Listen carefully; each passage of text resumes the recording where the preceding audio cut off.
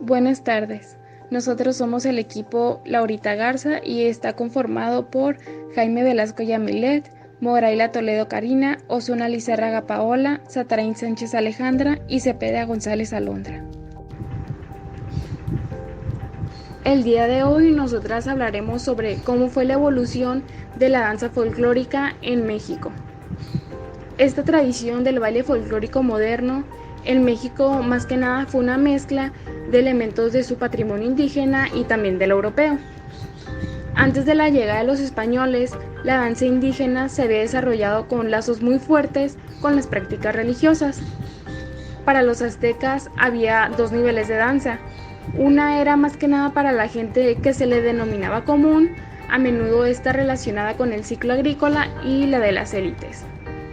Después de la conquista, los españoles iniciaron trabajando en erradicar las danzas indígenas por considerarlas demasiado paganas y tuvieron un éxito con una serie de formas especialmente relacionadas con el sacerdote y las clases dominantes.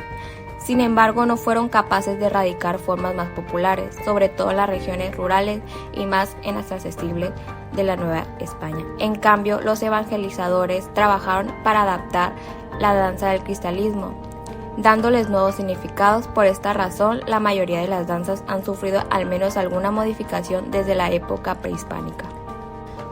Como la zarabanda, la contradanza, fandangos, jotas, boleros, zambras y zapateados, entre otros.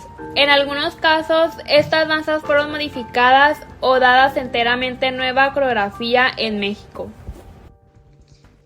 La mayoría de los bailes tradicionales realizados hoy en día tomaron sus formas durante el periodo colonial, pero no era firmemente parte de la identidad mexicana hasta después de la independencia, cuando recibió su primer aumento en la popularidad.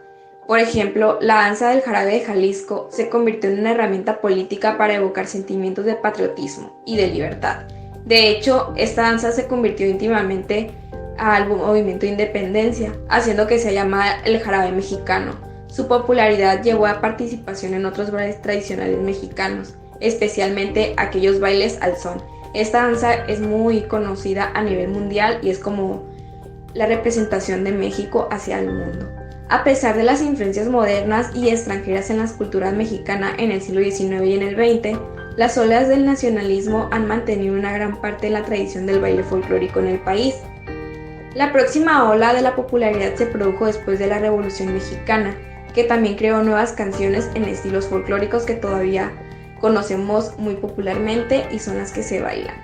Por ejemplo, serían la Delita, la Valentina, la Cucaracha, etc.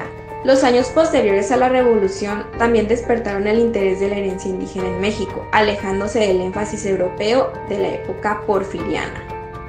En la década de 1930, la popularidad de la danza impulsó la educación y la formación más formal de la misma, con centros educativos en todo México, ofreciendo clases incluyendo en el Departamento de Bellas Artes de la Ciudad de México. El interés en el baile folclórico declinó en los años 1950 y 1960, pero el gobierno mexicano siguió subvencionándolo por su valor estético y social. Esto incluyó el apoyo de compañías de baile folclórico o de ballet folclórico. El más famoso de ellos es el Ballet Folclórico de México, fundada por Amelia Hernández en 1952. Hoy en día, el baile folclórico mexicano tradicional es un elemento definitorio de la cultura popular de México a nivel nacional e internacional.